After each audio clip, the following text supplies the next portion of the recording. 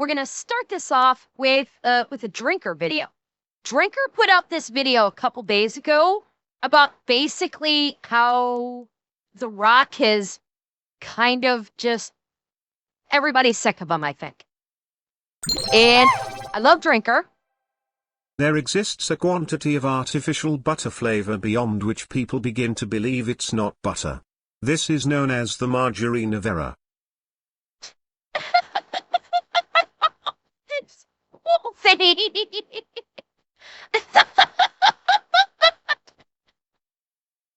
Okay, I'll admit that was pretty good.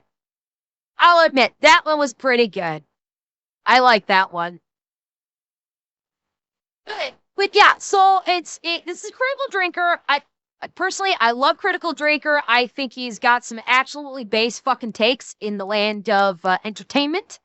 And he did a commentary video about basically The Rock's fall from cinematic grace, shall we say. So, oh yeah, so let's check it out and let us hear the Drinker's wisdom, shall we? One thing I've learned from this series is that just like people, Hollywood meltdowns come in all different shapes and sizes. On the one hand, there's the spectacular implosions of Joss Whedon and Brie Larson, who reached the height of fame and success only to fall from grace in dramatic fashion. On the other hand, there's the Rachel Zeglers of the world, whose egos far outshine their talents and accomplishments, killing their careers before they even get off the ground. Cortana's, I will say yes. The Rock really was up in the first place. When he made the transition from wrestler to film, in the beginning, yes, he did have a rise. People loved seeing The Rock in movies. So he absolutely did have a rise in popularity.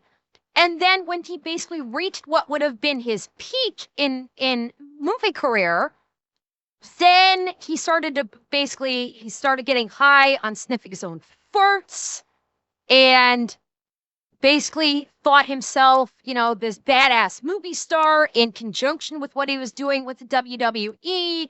And basically just, like you guys said, he started believing in his own hype that he was that he was the cat's ass and that he was the best thing since sliced bread.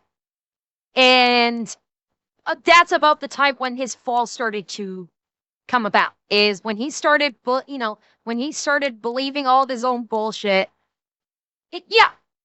Basically, that's honestly, yeah. Like, The Rock basically was Pedro Pascal from 10, 15, maybe even 20 years ago.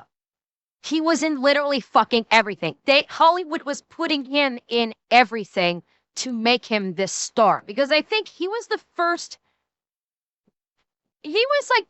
time a wrestler transitioned from wrestling to movies in a big way where he actually became a star. Yes, Hulk Hogan transitioned from wrestling to film and TV and had something of a career, but not much of one. The Rock had a much higher gain in Triple H did like one or two movies. He would not be called a movie star by any stretch of the imagination. He and Andre the Giant didn't have as big of a rise. Either way, The Rock probably had the biggest stardom rise out of any wrestler, at least thus far. You do have John Cena, but John Cena came after The Rock did it. The Rock was the first one to do it, to get that meteoric rise to Hollywood fame. So he sort of paved the way for Batista and Cena to branch out from wrestling into Hollywood. Yeah, but again, I'm not saying that no wrestlers ever went from wrestling to film. I'm saying none of them before The Rock had such a rise in fame and literally were able to make a career out of being a film star like The Rock was. Like The Rock was able to do it. All the other wrestlers before him, that they'd done some movies, they did one or two movies, but they reverted back to wrestling immediately after. The Rock actually, The Rock actually did movies. His star rose really fast and he kind of stayed in movies while doing the WWE, but his role in the WWE was significantly reduced because he was making movies. That's what I'm saying. But there's another kind of crash and burn, dear viewer, a kind of slow motion train wreck where you can see the pieces falling off even as it keeps ploughing forwards until finally the whole thing derails and comes crashing to a halt. Which brings me neatly along to the story of Dwayne Douglas Johnson, better known as The Rock, a man who once dominated the box office with the same intensity as he ruled the wrestling ring, possibly the biggest and most marketable celebrity on the planet who seemed to be everywhere, doing everything and beloved by everyone. A man whose constantly upbeat, larger-than-life persona masked a hidden world of greed, ego, lies, and hubris. A man... Yeah, and therein lies the key. That's how The Rock was able to make that climb to fame. Is in the beginning, when he first transitioned from wrestling to Hollywood, and as his star was rising, there was this idea that he was a very sweet, very lovable, very personal individual who was great to everyone, while also being this big, hulking brute of a man. But he was like, it was kind to everybody. And once he hit that peak and started getting high off of himself, that's when people started coming out and saying, yeah, he's actually not as great of a guy as they pretends to be. He's actually like a great asshole and a son of a bitch, and he's like really shitty to people.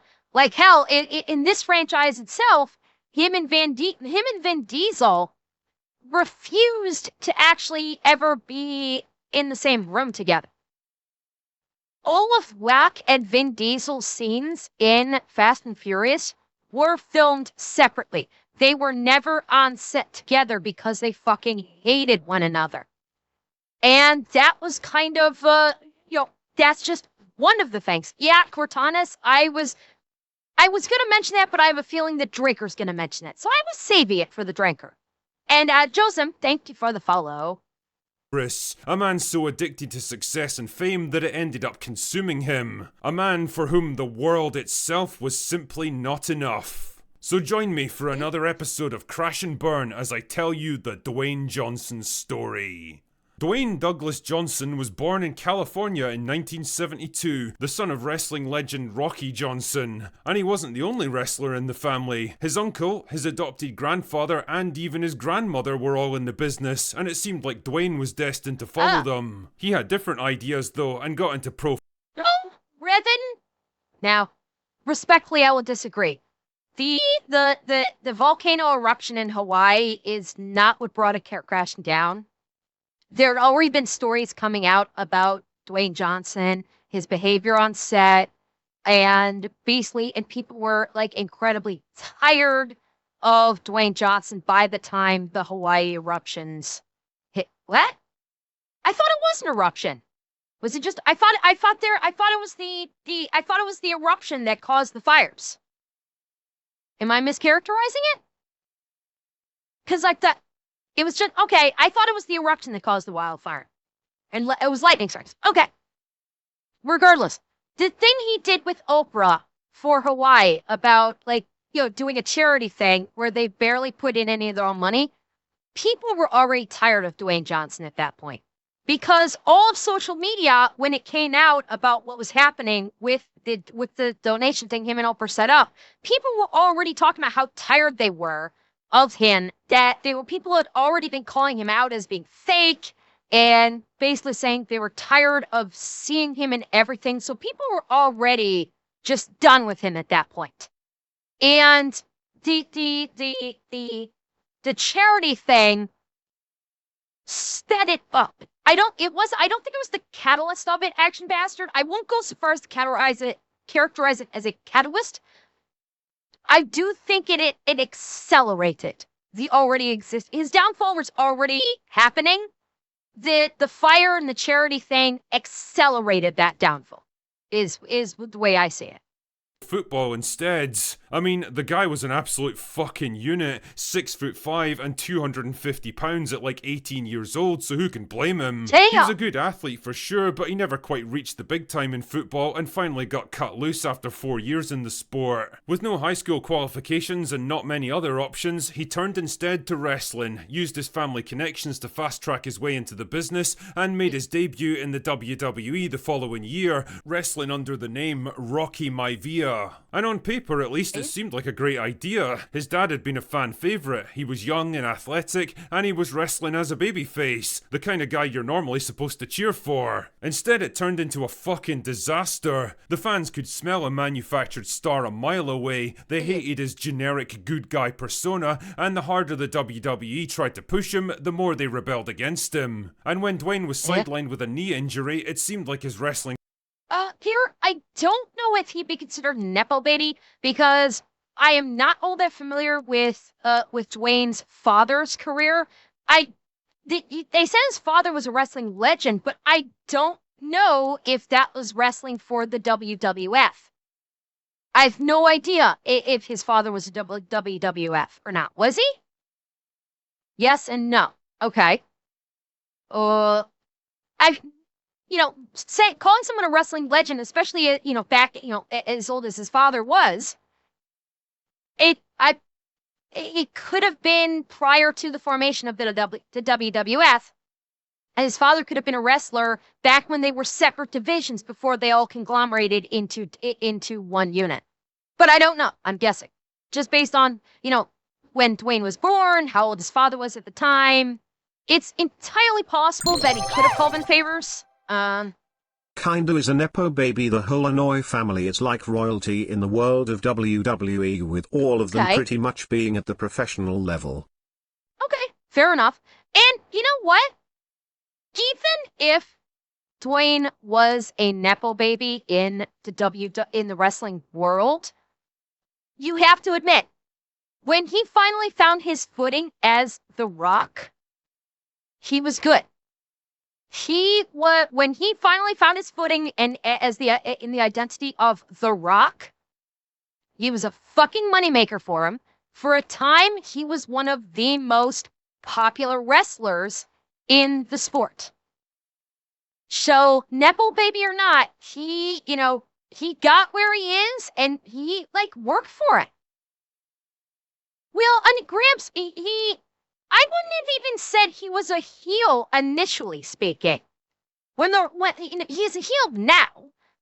He kind of went from heel to, I think he may have started as heel, but then he became hero. He kind of went from heel to hero.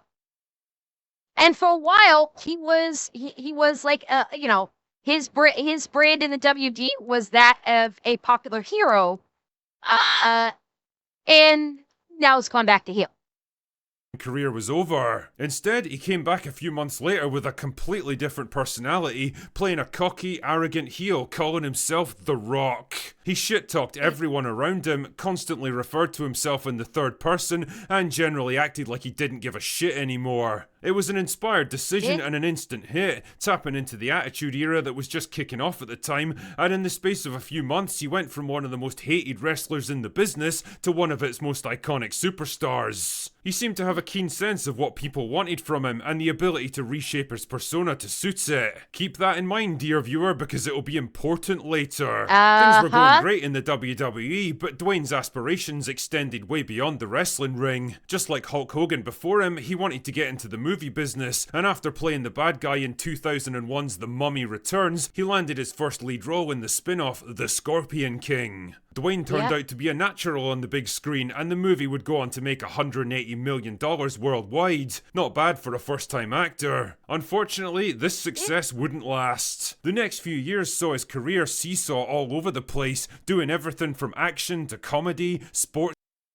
Okay, Walking Tall wasn't a bad movie. I didn't see other two that he just showed. Walking Tall wasn't bad. It was actually a remake. The Rock's Walking Tall was actually a remake of was it 1970s that the original one came out? I don't recall exactly, but I'm pretty sure it was a remake of an older, maybe 70s movie. And well, I've never seen it, Garrett. I've never seen the original, so I can't say. I just know that this is a remake of it. This is 1973. Thank you, Xanax. And honestly, like him paired with Johnny Knoxville, they worked well off one another, I must say. The Rock and Johnny Knoxville actually had good chemistry in this movie. I thought they did really well. The movie I thought was decent. It was a perfectly decent action film. Like it was quasi action. It was like action drama mixed thing, but I thought it was pretty good. I thought it was a perfectly decent movie. Nothing wrong with it. Fairy Tale I didn't see, and Gridiron Gang I didn't see, so I can't say anything about that. His career seesaw all over the place, doing everything from action to comedy, sports biopics to thrillers, and even Disney movies. None of it was really working though. Most of his projects either flopped or barely broke even. Just like his early wrestling career, he couldn't quite find the persona that worked for him. Was he supposed to be a tough, no-nonsense hard man, a family-friendly comedy actor, a commercial action star, a villain, a hero? Well, the answer finally came in 2011 when he joined the Fast and the Furious franchise, which itself was going through a bit of a redemption arc after struggling for years to figure out what it was supposed to be. His character Luke Hobbs was an instant hit with fans, tapping into the same charismatic anti-hero persona that had made The Rock so popular in wrestling a decade earlier. From then on, the Dwayne Johnson hype train was Yeah. You notice, even in the action scenes, I'll take it step by step. There's a cut in there, okay? And then you basically have got like back of the head, cut, different angle. And then there's gonna be a cut in there. And then back of the head. Like there were so many cuts in when they went face to face because the two of them refused to be on set together. Absolutely refused to ever be on set together. Oh, I'm sure it must have been an absolute pain in the ass to film it, Revan. I have no doubt. Then on, the Dwayne Johnson hype train was finally running at full speed, and a wave of big budget, highly successful action movies followed. And Jumanji? I only saw the first Jumanji that he was in, which was the Jumanji The Next Level. I only saw the first one, and I thought it was decent. I thought that the first Jumanji was decent. I obviously with it being a sequel to Robin Williams's movie, I didn't like it as much as Robin Williams's movie. It was fine. It was decent. They went far more on the action, fighting type action with actual like a shit ton of bad guys versus, the more mystical action with Robin Williams's. It was fine. And that's about it. I never saw the third sequel to it. So I don't even know about the third sequel to the Jumanji one. Years, Hollywood producers had been looking for the next Arnold Schwarzenegger, the next definitive action star who would shape a whole generation of movies, and in I will say, the Jumanji sequel with The Rock and with Kevin Hart and with Jack Black and oh god, you guys are gonna kill me for this one. I can't remember her name. Fuck. Oh, you guys are gonna kill me. What was her name? Yeah. More importantly, she played Amy. Karen Gillan. Thank you. Thank you, Matt. Thank you, Merlin. Yeah, Karen Gillan. The one big downside with the movie that the four of them starred in is it removed the mystery of Jumanji. That was a big downside to the sequels. Because with the original, well, I know who I remember her, Gramps. Her name went right out of my head. I've always, first and foremost, I think of her as Amy Pond. Okay, I forgot the actress's name because first and foremost, whenever I see her, I think Amy Pond. But Robin Williams' Jumanji, the big part of that is there was a great deal of interesting mystery regarding it. Because, when they rolled the dice, when they moved, it's, the things would either just come out of nowhere or they'd come out of the board.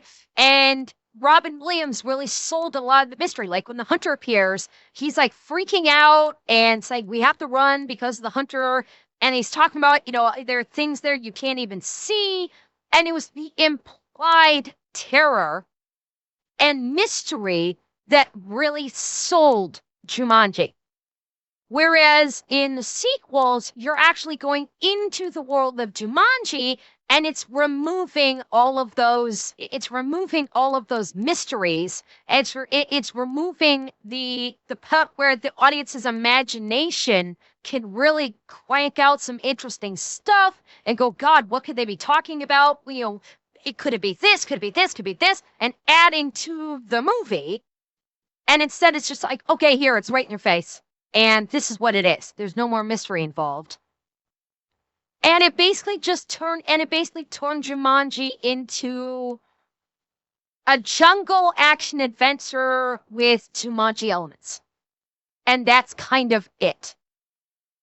And so that's why, the Jumanji sequels are, the first one was like not bad. But it's nowhere near as good as the original.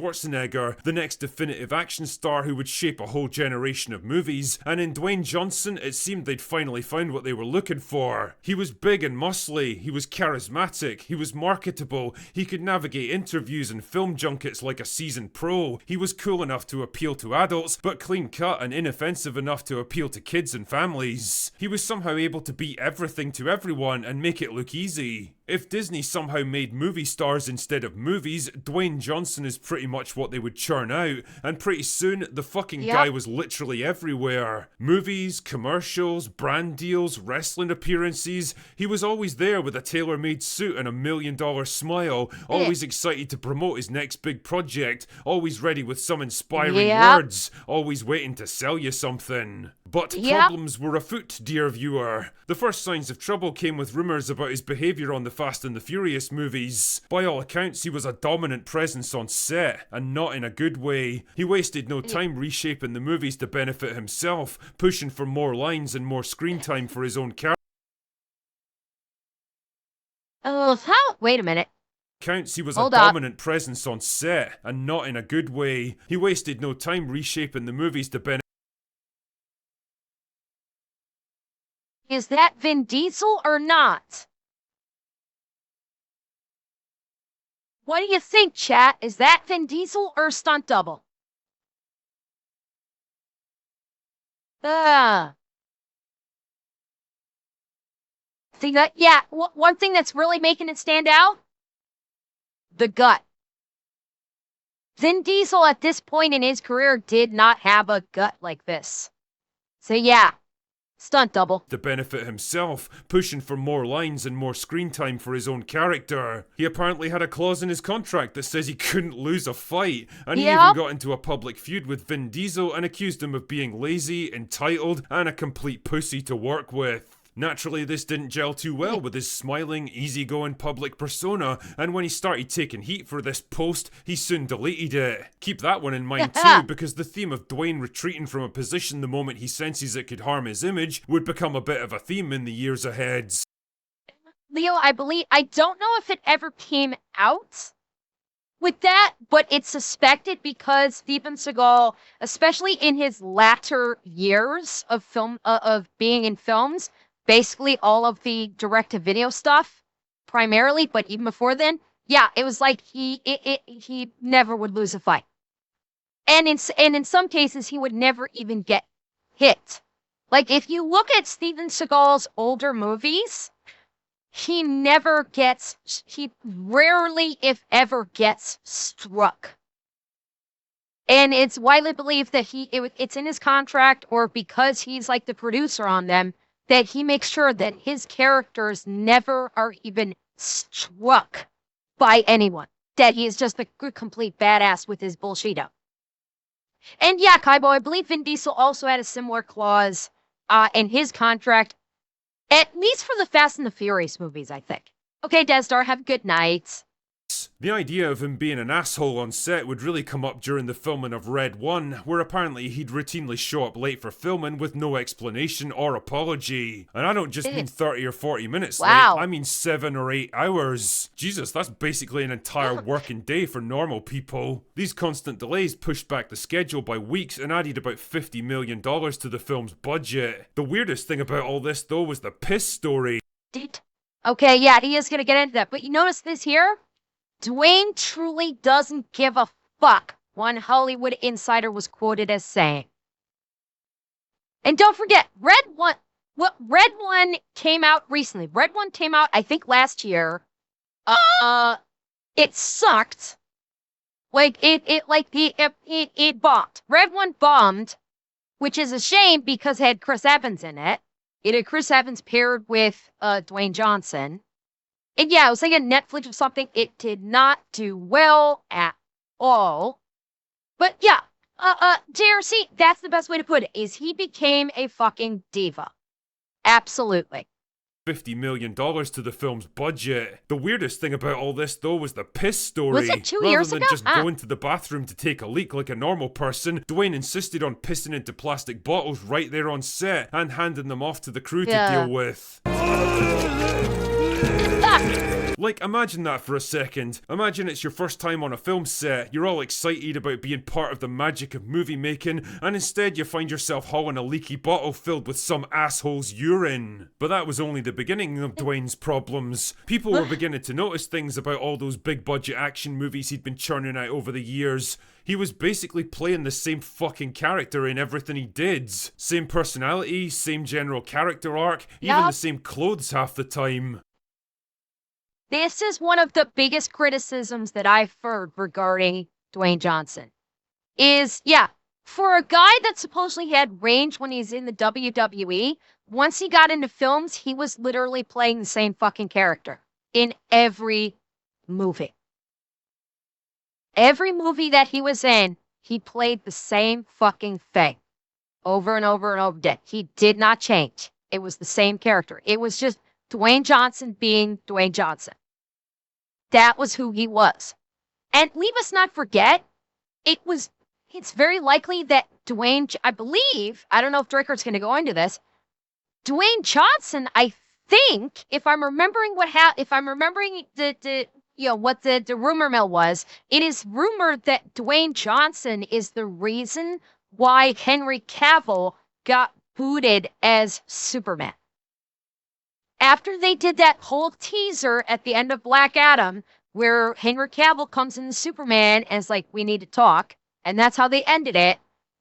Like, Dwayne was trying to basically, like, create this whole new DCEU, and with Black Adam being the centerpiece of it, and he was partially the reason why, well, Black Adam, I think, was always something, wasn't Black Adam always something of an anti-hero? And even though he was a villain oftentimes, he was kind of like, didn't like Black Adam tend to like flip-flop a little bit in the comics? I thought. I could be wrong about that. I did more of an older Marvel person versus DC, so I don't know. But he basically wanted, he wanted Black Adam to be central to the DCEU, and he was at least partially responsible for getting Henry Cavill fired as Superman, at least from what I've heard. His movies were starting to be seen as the McDonald's Happy Meals of the film world, experienced by millions of people worldwide, but completely homogenous and forgettable. What had started out as charming and marketable was quickly becoming tiresome and predictable. The other thing people were realizing about Dwayne was that he lies a lot, often about the weirdest. Yeah. Yep. I remember hearing about this story where he goes to an In-N-Out burger and pretends like, I've never been to a fast food joint before. I don't know what to do. Look at me. In-N-Out is so great. Oh, but I had no idea what to do because I'm a big celebrity and I don't go to fast food joints. And then it later came out that years prior, he actually shared, like, he actually was showing that he was eating In-N-Out in his Instagram years prior to this post. And basically, and he was acting like, oh, aren't I so quirky and charming? I don't know where to pay when I go to In-N-Out Burger. Yeah. Fucking things, like how many calories he eats per day, or claiming that he was visiting In-N-Out Burger for the first time 3 different times. Like, why would you even make something like that up in the first place? Who even gives a shit if you go to a burger restaurant? On the subject of stuff that Dwayne was putting into his body, though, people were also starting to get a bit suspicious about his physique. Despite the fact that he was hurtling towards 50, he seemed to be getting bigger and more muscular with each passing year, and well, people were not buying it anymore. Allegations of steroid abuse were running wild, and the more he tried to play it down, the more they seemed to ramp up. Now, remember what I told you about Dwayne tailoring his persona to match the situation? That kind of thing definitely worked in the early days of his career when nobody was around to fact check him, but in the days of the internet and social media, well, people were beginning to realize that instead of having his own opinions about stuff, he this when he was shilling for Biden and Harris, and this in fucking general, I hate when celebrities come out and say you should vote for this candidate. As a general rule, God knows, you guys know, I fucking hate politics to begin with, but this part I fucking hate when they use when any politician uses any celebrity to shill for that. It's fucking disgusting, and it shouldn't be allowed. Like, if you're gonna run, you run on your policies, you present your policies, you present arguments, and let the people decide. Because this is, I don't like the way using celebrities, like, in an effort to tip the scale. Yeah, I know it's been done for decades, and I'm not so clueless that I don't realize that it's happened for decades. I'm highly aware of this, that it's been that politicians have used this forever and a day. Doesn't mean I've ever liked it. I doubt. Basically just said whatever he thought people wanted to hear, and if he got any kind of pushback, he'd immediately fold like a house of cards and backtrack. The worst example was probably his Joe Rogan interview in 2023, where he basically spent 3 hours giving evasive answers and reflecting the questions back at him. It was like Dwayne was the one doing the fucking interviewing, and it all fed into the public perception that nothing about the guy was real. He was more like a brand than a person. His every public appearance and sentiment. That's it right there. Swinker just said it. Listen again. The guy was real. He was more like a brand than a person. That's it right there. When Dwayne Johnson hit what would have been considered his peak of celebrity, he stopped being a celebrity, stopped being a person, and became a brand. And from that moment forward, he was a brand. And that may have been why he did the lying about the In-N-Out burgers, because according to his brand, it would have been charming for him to go, this is my first time at In-N-Out eating like one of you plebs. I didn't even know where to pay. Tee-hee, I'm just like one of you guys now. And it became part of his brand. So he was literally selling himself as a product, just like the products that he shilled. Drinker nailed it on the nose with that descriptor right there. Every public appearance and sentiment carefully stage managed for maximum financial impacts. All was not well on the wrestling side of things either. See, ever since his jump to Hollywood, Dwayne had kept one foot in the wrestling business as a kind of part-time superstar. Anytime one of his movies flopped or he needed a bit of a career boost, he'd retreat back to the WWE for another run, make a ton of money, and then leave again. That strategy had been working pretty well until he showed up in 2024 and shoved his way into the middle of a long-running feud between Cody Rhodes and Roman Reigns. The fan backlash was so extreme that the WWE actually had to rewrite the whole storyline and put Cody back in center stage where he belongs. In typical fashion, Dwayne would later claim that the whole thing was part of a grand plan to make Cody even more popular. So that was a fucking lie. It's alright, Drink. I had to preempt you on this one. I think I can smell shite. fuck off, Dwayne. Everyone could see him for exactly what he was now, an aging superstar trying to hold on to the spotlight beyond his time, even if it meant screwing over younger and more deserving people. The biggest disaster though was 2022's Black Adam, which was supposed to be Dwayne's big entry into the superhero genre. He'd made no secret of the fact that he was taking control of the DCEU and reshaping it with himself at the centre, that he was going to do for DC what he'd done for the Fast and the Furious franchise and rehabilitate it. Yes, I can definitely smell shite. Well, that didn't work. The movie flopped big time, and Black Adam was quickly buried along with the rest of the DCEU. The Rock's big push into the superhero genre was over before it even began. But that didn't stop Dwayne from desperately trying to cope about. Yeah, I mean, when his Black Adam, people fucking hated it. They absolutely fucking hated Black Adam. Black Adam was probably the most disliked DCEU film out of all of them. And, like, without question. And I don't know if I don't know if Drigger will get into it or not, but the thing with Henry Cavill afterwards caused people to hate him even more. Genre was over before it even began, but that didn't stop Dwayne from desperately trying to cope about it, claiming that the movie was actually a success if you looked at it the right way. Really?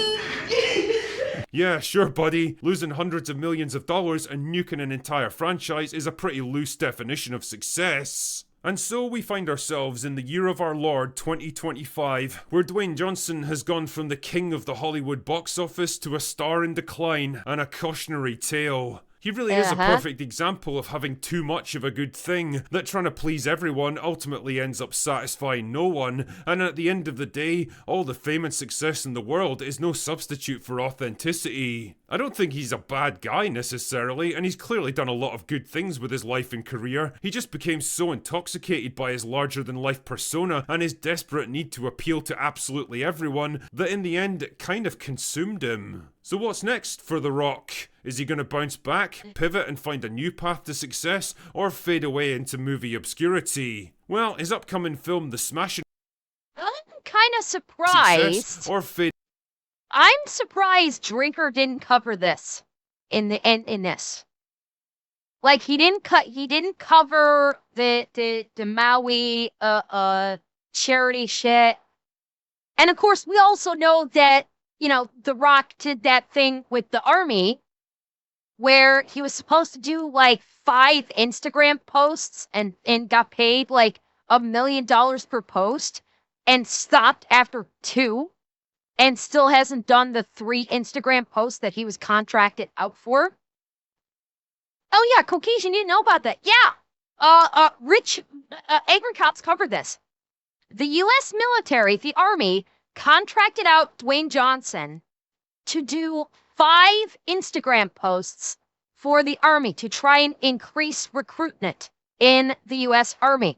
And he was contracted to do 5, and he did like 2 of them. He did 2 of these posts and then stopped and just fucked off for the other 2 posts that he already got paid for. He got paid up front for them, I believe. And so he did 2 Instagram posts where he would like tag the Army in them, touting, you know, like how great the Army was. He did 2 posts and then didn't do any more. And just fucked off and never posted them. And I'm not sure if the Army ever got their money back. No, Cortanis, no, it wasn't mutually dropped. He literally just said, he just stopped doing it. He literally just stopped. And you know, after the first 2 posts, did not do the other 3. And I don't know if I don't think Rich has mentioned if there's been an update on whether or not The Rock gave the $3 million that the Army paid him to do the posts back or not. But yeah, that's Dwayne Johnson. Away into movie obscurity. Well, his upcoming film, The Smashing Machine, seems to signal a move away from generic big-budget action slop and maybe a willingness to take on more challenging roles that play against type. So who Interesting. knows? The world does love a good redemption arc, and I don't think he's burned all of his bridges with audiences yet. But if there's one thing to take away from all this, perhaps Possibly, it's time Jack. for him to stop being The Rock and finally start being Dwayne Johnson. If he can do that, perhaps there's still a way back for him. Anyway, that's all I've got for today. Go away now. Shadows, which picture are you referring to? Are you talking about the his upcoming movie that he's doing? Hang on. Let me try and backtrack this. Are you talking about that upcoming movie he's in? This one? You talking about this one right here? Because that's prosthetics. This is like makeup and prosthetics that's on his face to make him look like this. It's... Yeah. Yeah, that was good, wasn't it? I always love a good Draker video. I love Draker because he's just completely upfront and honest about it, about the movie. If something's bad, it's bad. If something's good, it's good. Even if he went in thinking this is going to be bad, if it's good, he calls it like it is and says, you know what? I went in thinking this was bad, and it actually was pretty good. And that's why I respect the Draker and his opinion.